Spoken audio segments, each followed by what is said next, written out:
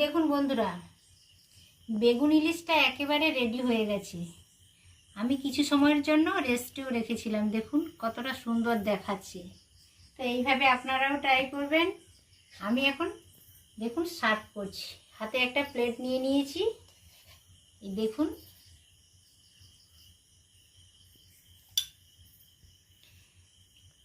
ইলিশের তো সব রান্নাই আপনারা করে থাকেন, আমিও করে থাকি, কিন্তু একবার এইভাবে বেগুন ইলিশ করে দেখুন কেমন লাগে।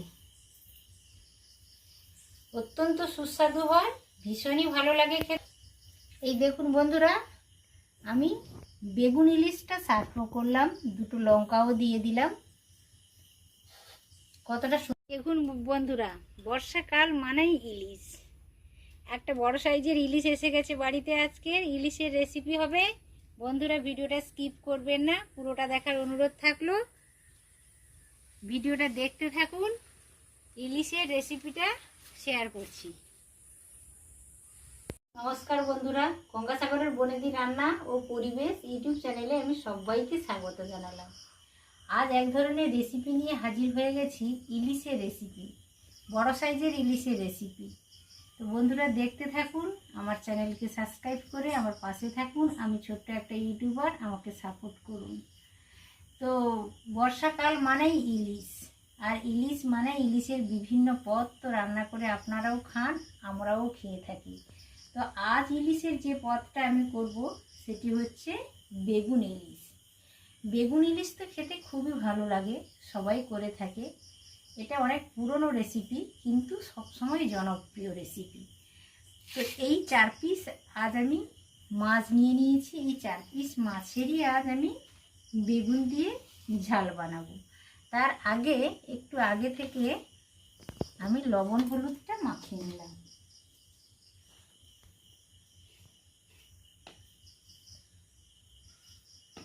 ভিডিওটা স্কিপ না করে পুরোটা দেখার অনুরোধ থাকলো বন্ধুরা।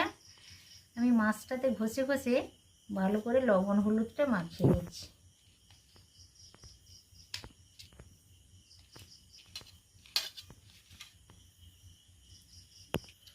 এই দেখুন, একটু ঘষে ঘষে ভালো করে আমি মাছটাতে লবণ হলুদ মাখিয়ে নিলাম। একটু আগে থেকে যদি মাছে লবণ হলুদটা মেখে রাখা যায় তাহলে ভালো হয় বন্ধুরা, আপনারাও এইভাবে করে নেবেন। এটা একটু সরিয়ে রাখলাম। এই দেখুন বন্ধুরা, আমি 5টা দেশি বেগুন নিয়ে নিয়েছি। এগুলো একটু ছোট সাইজের বেগুন, কিন্তু খেতে খুবই সুস্বাদু লাগে, খুবই টেস্টি। আপনাদের কাছে যে বেগুনটা থাকবে আপনারা ওই বেগুনটা নিয়ে নেবেন, একেবারে নরম বেগুন। এই নরম বেগুনে কিন্তু ইলিশ মাছটা খেতে খুবই ভালো লাগে। তো বেগুনটা আমি কেটে নিচ্ছি। একটু খারাপ আছে, খারাপটা বাদ দিয়ে কেটে নিতে হবে। খারাপটা ফেলে দিলাম। বাঙালিদের ইলিশ মানেই পুরো জিভে জল চলে আসে, এত ভালো লাগে ইলিশ খেতে সবারই। তো ইলিশের বিভিন্ন রান্না হয়, আজ আমি বেগুন ইলিশ করছি। বেগুন ইলিশটা খেতে খুবই ভালো লাগে, সবারই ভালো লাগে। তো দেখুন আমি কিভাবে বেগুন ইলিশটা করি বন্ধুরা।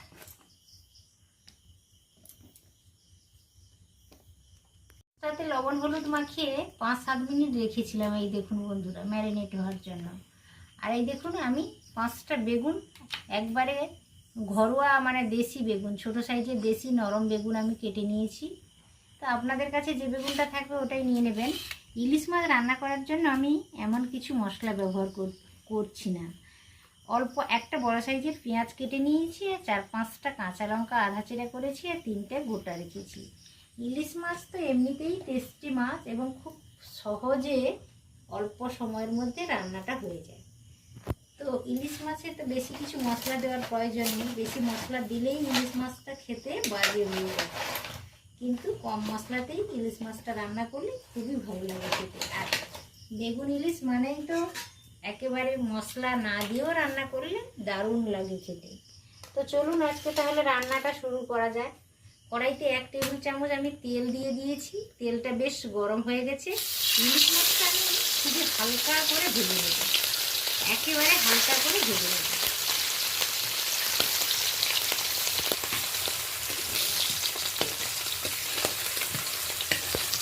দেখুন বন্ধুরা আমি কতটা কম তেল দিয়েছিলাম, কিন্তু কড়াইতে এখন কতটা তেল হয়ে গেছে দেখুন।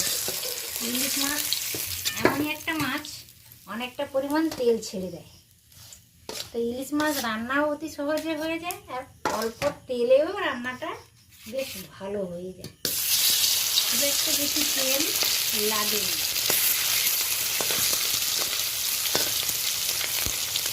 এবারে হালকা করে ভেজে নিয়েছি, আপনারা চাইলে কাঁচাও রান্না করতে পারেন, কিছু অসুবিধে নেই। তো আমি হালকা করে ভেজে নিলাম। কড়াইতে অনেকটা পরিমাণ তেল ছিল, ইলিশটা অনেকটাই তেল ছেড়ে দিয়েছে। এই পর্যায়ে আমি ওই তেলে বেগুনটা লবণ হলুদ দিয়ে একটু দেবো। ইলিশের তরকারিতে বেগুনটা যদি এইভাবে একটু হালকাভাবে লবণ হলুদ দিয়ে ভেজে রান্না করা যায় সেটা খুবই টেস্টি লাগে। বন্ধুরা এইভাবে ট্রাই করবেন। লবণ দিয়ে দিলাম স্বাদ মতো, পরে যদি লাগে তাহলে টেস্ট করে অল্প দেব। অল্পই লবণ দিলাম, হলুদ দিলাম অল্প।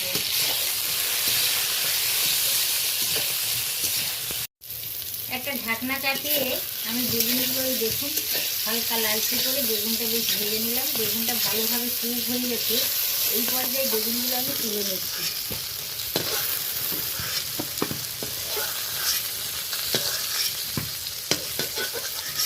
ইলিশটা ভেজে নিয়েছি হালকা করে, বেগুনটাও ভালোভাবে ভেজে নিয়েছি। এরপরেও কড়াইতে 1 টেবিল চামচ তেল রয়েছে। অল্প আমি একেবারে আধা চামচের মতো তেল দিয়ে দিলাম।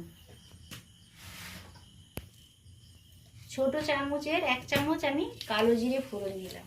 ইলিশে কিন্তু কালো জিরে ফোড়ন দেবেন বন্ধুরা, ভীষণ ভালো লাগবে। ইলিশে কালো জিরে ফোড়ন দিয়ে রান্না করলে খুবই ভালো লাগে। লঙ্কা দিয়ে দিলাম, আধা চেরে লঙ্কা 3-4টা দিয়ে দিলাম। এবার অল্প পেঁয়াজ আমি কেটে রেখেছিলাম, একটাই পেঁয়াজ কেটে রেখেছিলাম। এই দেখুন পেঁয়াজটা বেশ ভাজা ভাজা হয়ে গেছে, অনেকটাই নরম হয়ে গেছে। এই পর্যায়ে আমি অল্প গরম জল দিয়ে দিই, ওই জন্য আমি জল দিয়ে দিলাম।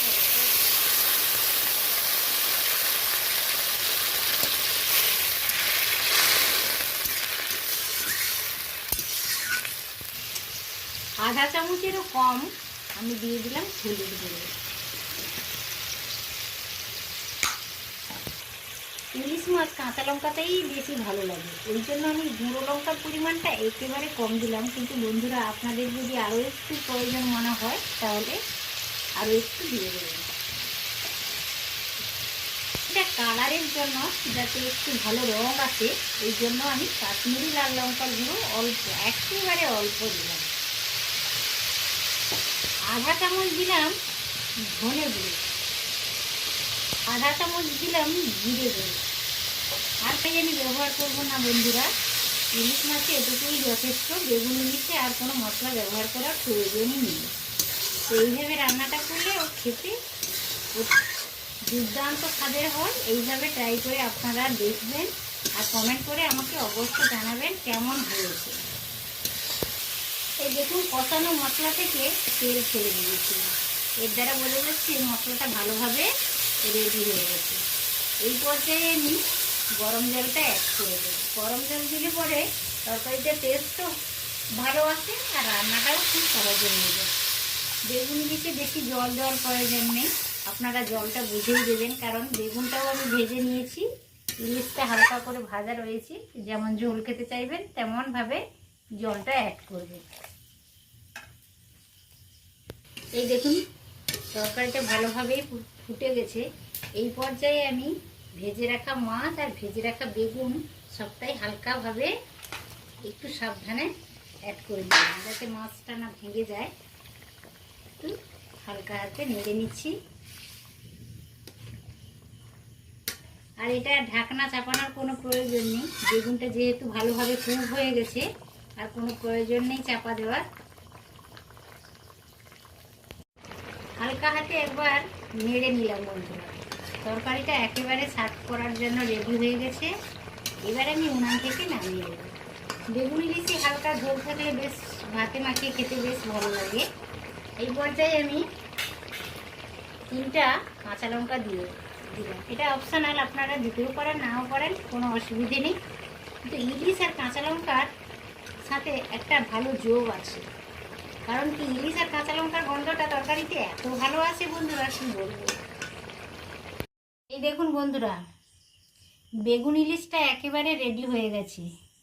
আমি কিছু সময়ের জন্য রেস্টেও রেখেছিলাম, দেখুন কতটা সুন্দর দেখাচ্ছে। তো এইভাবে আপনারাও ট্রাই করবেন। আমি এখন দেখুন সার্ভ করছি, হাতে একটা প্লেট নিয়ে নিয়েছি। এই দেখুন,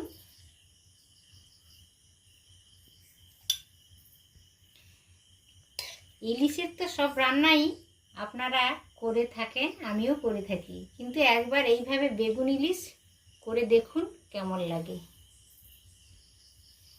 অত্যন্ত সুস্বাদু হয়, ভীষণই ভালো লাগে খেতে। এই দেখুন বন্ধুরা, আমি বেগুন ইলিশটা সার্ভ করলাম, 2টো লঙ্কাও দিয়ে দিলাম। কতটা দেখুন বন্ধুরা, বেগুন ইলিশের তরকারিটা আমার একেবারে রেডি হয়ে গেছে। আমি নামিয়েও নিয়েছি, সার্ভও করে দিয়েছি। কতটা লোভনীয় হয়েছে আপনারা দেখেই নিশ্চয়ই বুঝতে পারছেন। তো এইভাবে আপনারাও ট্রাই করে দেখবেন। আর আশা করি ভিডিওটা সকলেরই ভালো লেগেছে। ভিডিওটা ভালো লেগে থাকলে অবশ্য আমার ভিডিওতে একটি লাইক দেবেন, আর ছোট্ট ইউটিউবারের চ্যানেলটাকে সাবস্ক্রাইব করে রাখবেন। বরাবরের মতো বনেদি পরিবারের একজন সদস্য হয়ে যাবেন, আর কমেন্টের মাধ্যমে আমাকে রিপ্লাই করবে কেমন হয়েছে রেসিপিটা। তো আজ এই পর্যন্ত, আবার দেখা হবে অন্য কোনো রেসিপি নিয়ে হাজির হয়ে যাব। তত সময় আপনারা সকলে সুস্থ থাকুন, ভালো থাকুন, ভালো খান। নমস্কার।